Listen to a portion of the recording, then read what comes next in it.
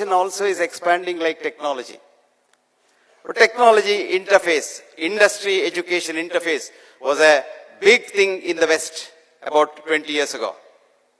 Universities were very happy because they were getting a lot of money because industry has money, and they built centers of marriage between the industry and the interface. This was a love marriage to begin with. There was no arrangement. Very soon the marriage fell out because one student in Harvard was sitting in the class and the professor was preaching something on something, A, B, C, D. Let's not go into the details. And the student was so confused. So student got up and said, "Sir, you are talking like an industry representative and you're not talking like a scientist. What will happen to a student who gets up and tells a very distinguished professor that you're talking through your hat? What will happen to him in your colleges? He'll become an outstanding student. Right? That's what happened to Werner Heisenberg in 1925 in the Zurich Polytechnic. Einstein was going eloquent on E is equal to mc squared. And then this boy said, "Sir, you're talking through your hat." So Werner Heisenberg became an outstanding student of physics for 30 years, and he got his Nobel Prize for his uncertainty principle. Probably is the only one principle which is certain in science, in 1956. So this boy said, "I am going to find out about this student," because this Harvard student, and he found out, to cut the long story short, that he found out this professor was on the payroll of the industry. He had 47,000 shares in the industry. He had received in the last 10 years $10 million for consultation, lecturing, and this and that, and what have you, what's called hospitality. And the professor lost his job. Then Harvard found out 48% of their professors are on the payroll of the industry.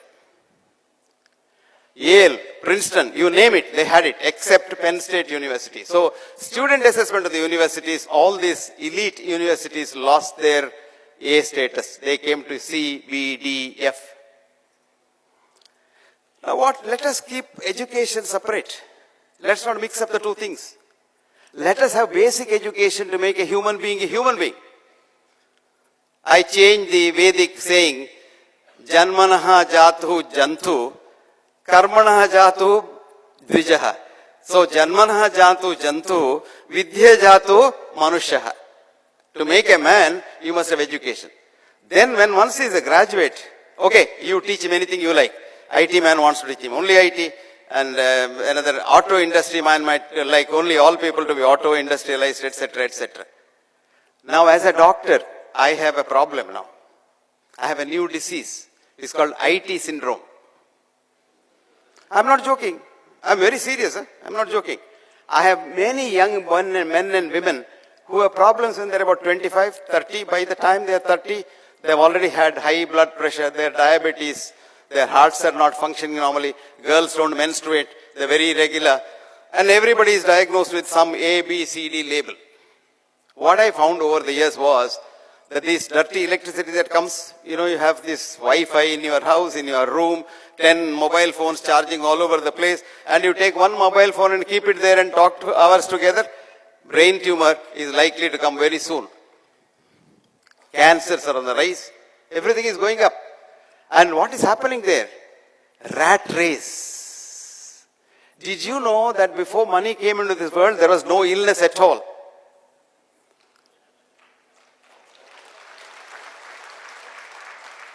I'm not joking. Yeah, I can't be joking it. ICTAC. ICTAC is a very important thing. I'm seriously telling you, I'll give you a reference. Failure of scientific medicine, the Innu community study. A paper in the Canadian Journal of Medical Education, 1962. What did the paper say? There was this group of people called Innus off the coast of Saskatchewan. They were aboriginal races in some islands. They had no touch with the reality of what we call a civilization, quote unquote. They had their own egalitarian society. They were hunter-gatherers. They had hunted, gathered things. They got fruits, etc. Distributed equally. There was nothing called I, mine. No, it is ours, we. See the two words? I means illness. We means wellness.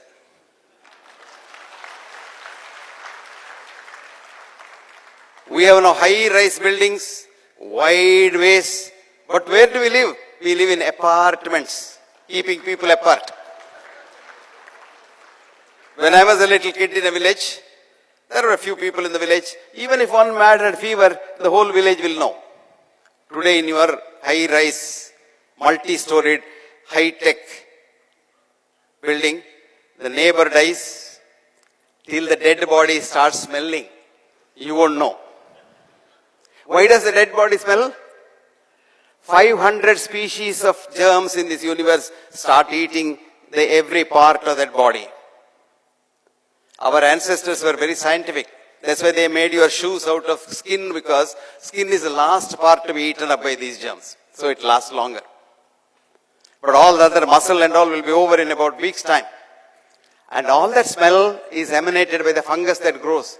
And then only you say, somebody must have died somewhere in the vicinity. Maybe in the same building or in the next building. This is not what we want for future. We want a little bit of understanding ourselves. Naan Yar. Ramana Maharshi wrote a beautiful book. Naan Yar. Who am I? Do you know who you are? And why are you here? You have not understood that. Education must teach you that. What are you here for? Our ingress into this world, wrote D.H. Lawrence, was naked and bare. Did you come with anything here? Even underwear you didn't have. Our progress in this world is trouble, but care for others. Our egress from this world will be nobody knows where. But if you do well here, you will do well there. So don't worry where you are going, heaven or hell. Both ways you are happy, because if you went to heaven, that's where you wanted to go. Dharma, artha, kama, moksha. Supposing perchance you go to hell by mistake, not your mistake, God's account keeping mistake, which is not computerized yet. So what happens? What happens to you? You are in hell with so many of your friends. You are so happy.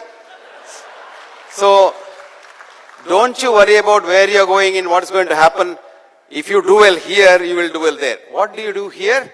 The next thing of healthy mind. What is that? Enthusiasm to be compassionate.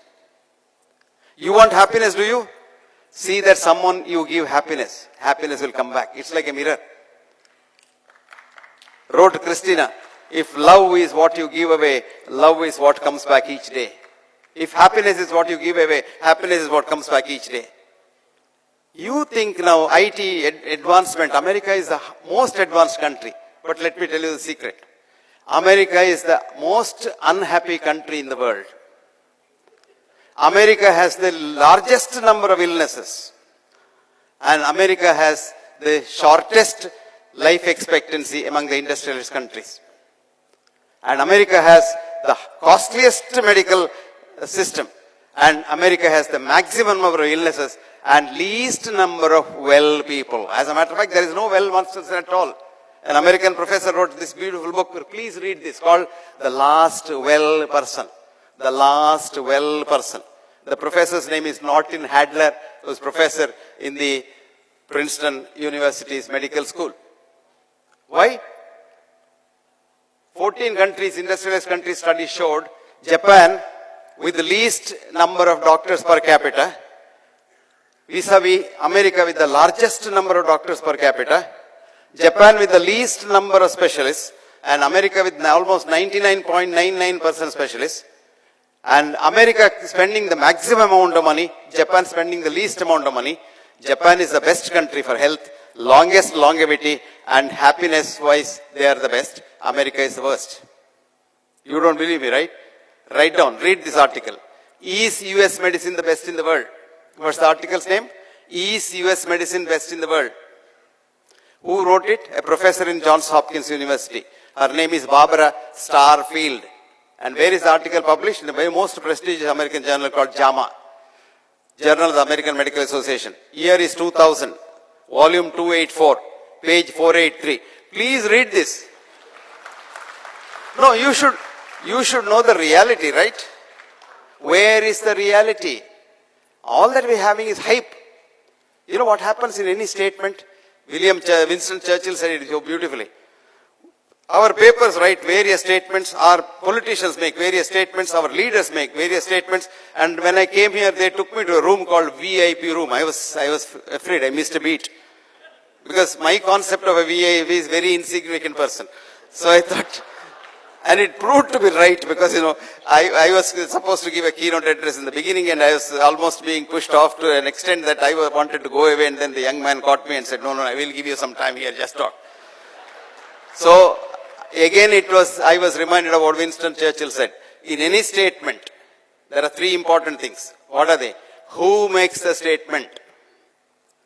If he is somebody very, very big, it's a very important statement. How does he make the statement? If he makes it in a fashionable way, call the press and then talk about it, is important.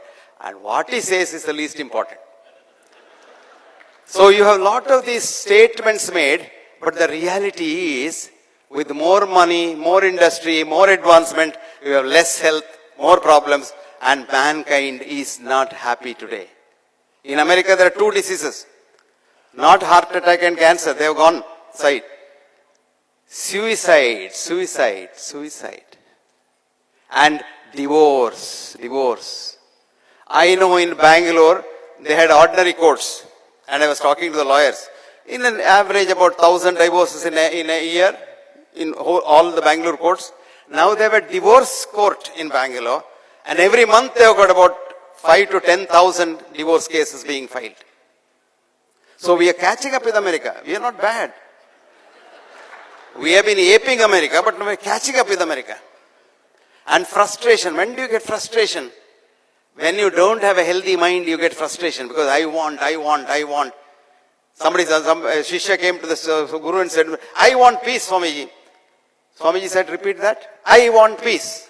Say that again without the I. Want peace. Say that without the want. Peace. See, there is peace. What disturbed peace? Want and I. So when you want, I want money, I want job, I want promotion, I want this, I want that, I want to be the president of India, and if you don't become, you get frustrated, and the next thing is suicide. Do you want this to happen? Do you want this country also to fall the American way? No. We must have our own. See, we have our own background. Modernity does not come from the United States of America or Britain or Europe. Modernity should come from your own antiquity. There's a beautiful saying.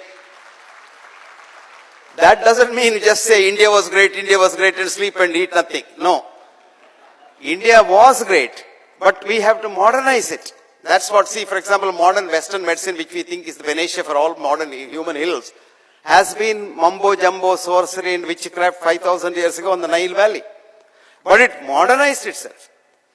And that is where India has to modernize from its antiquity. I'll give you one example. We have hell of a lot of wonderful drugs for various diseases, but we don't bother about them for the simple reason that the industry from the West is selling it in a big way here, saying that ours is the only thing that few. And what are they selling? Reductionist chemicals.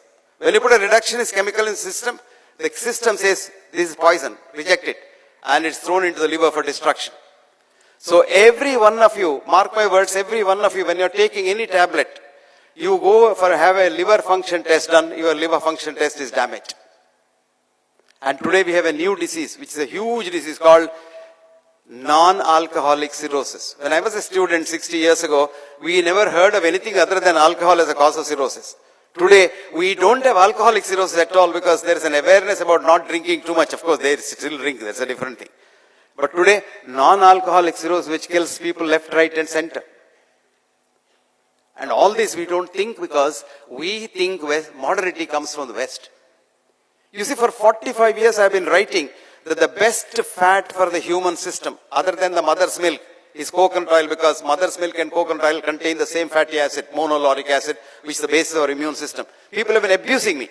Now America has turned a U-turn and said, yes, coconut oil is good. You go to America today, Costco's big building, their main building is half coconut building. People eat cornflakes with coconut milk and not with cow's milk. It takes time. See, the Tata Institute of Fundamental Research boys did something wonderful. There are about 40 studies on Brahmi. Brahmi is a small, ek pata hai, Tamil enna solringe, and the Brahmi enna solringe? Ennade? Ama, adar chutney pannuvaangala. நம்ம வீட்ல சட்னி பண்ணிட்டு இருந்தாங்க. For brain, for stimulation of your memory, not the mind. என்னது? பல்லாரிக்கீரை, correct. On this, they were extracting the pallarikile's chemicals and doing studies and saying it is no good. It's good for cooking, it's good for chutney, but not for medicine. 5 boys, young boys, in Tata Institute of Fundamental Research wanted to modernize ancient wisdom. There is a nice saying in Latin, respice to prospice. If you want to look forwards, look backwards. And these boys did chutney out of the Pallavi and fed it to rats. With a control group of rats, not fed the chutney. And would you believe in 6 months' time, the rats became so intelligent that they could get out of any maze. Then they killed the rat. What they found was there is an area of the brain which stores your memory, which is called the hippocampus major. And the hippocampus major, these rats would become 3 times its size. They cut the hippocampus major, studied the cells. They were so super active, large cells. So they proved that Brahmi as a whole, not in bits and pieces as a chemical, has different effect. And this is the basis of Indian systems of medicine. It's not one system. There's Siddha in South, there's Ayurveda, there's Unani, there's so many systems. But we don't encourage that because we are not modern. It's not computerized system. Now slowly people have woken up. They are computerizing the Vata, Pitta, Kapha systems, which are the genetico-constitutional varieties. And they are now trying to see what's the gene mapping, etc., etc. By the time genes have all gone into oblivion, we have come to epigenetics. Now it's the environment that you evolve. See, we find so much of things changing because it was very important to know in any field for that matter. And do you know what happened to this industry, education, marriage? All divorced in the West. Even the buildings are broken down or used for some other purpose because they found the industry is influencing education. Did you understand that? No, you didn't. Yeah, don't worry. So, there was this thinker, great thinker, a professor of social philosophy in the London School of Economics, was like a colossus and ruled the London School of Economics in the 50s and 60s for 20 long years. Karl Popper. Karl Popper wrote, I quote, knowledge advances not by repeating known things, but by refuting false dogmas. Did you understand? Knowledge advances not by repeating known things, but by refuting false dogmas. Ptolemy, 2nd century BC said, the sun goes around the earth, right? No? You look at the sun, goes up and up and up. And then evening, down, down, down. He was right. For 500 years, everybody taught, everybody believed, everybody wrote PhD thesis, and everybody said, sun goes around the earth. What's called the geocentric concept. It was in the 7th century, Copernicus came and said, he's Polish, but he's called Greek, and he said, the earth goes around the sun, the heliocentric concept. So for 500 years, we have been asses believing in what the West said. 127 AD, Galen said, blood is pumped from the liver. It took us 1500 years, 1628 to be precise. William Harvey said, cogito, the blood circulates from the heart. De morto cordis. Because we all believed in science in the yesterday days. What is science? Cogito ergo sum. Because I think I am. This should be changed because that boy was only 17 years old. He had some mathematical background. And what it should happen is, because I am, I think. You think when you know what you're thinking. Not because you think you are. So this is how science has lost its way. Define science, for example. What is science? Marie Curie said, science is measurement, measurement is science. If that is so, do you think? Can you think? Can you measure your thinking? Do you love your wife or husband? Can you measure love? So all these are unscientific. Thinking is unscientific, love is unscientific, because it can't be measured. You can only measure 5% of what you know in this universe. 5%. That's only energy you know. Gravitational energy, nuclear energy, electromagnetic energy. Because you know how to measure it. 95% of the occult energy you can't. And that is where the whole issue is. So if you want to do research, don't go around in this 5% only, known area. Go to the unknown area. Because unknown area you can't go because you are afraid to go into the unknown area. But if you want progress, you must go into the unknown area. So I am happy that the industry is coming into education. But my only request is, let a student, boy or a girl, finish some education to begin with to make him or her a healthy mind. With not just for a wealthy career, And after that, you start the wealthy career business. The Innus did not have any disease in their written history up until 1732. Yes, running out of time.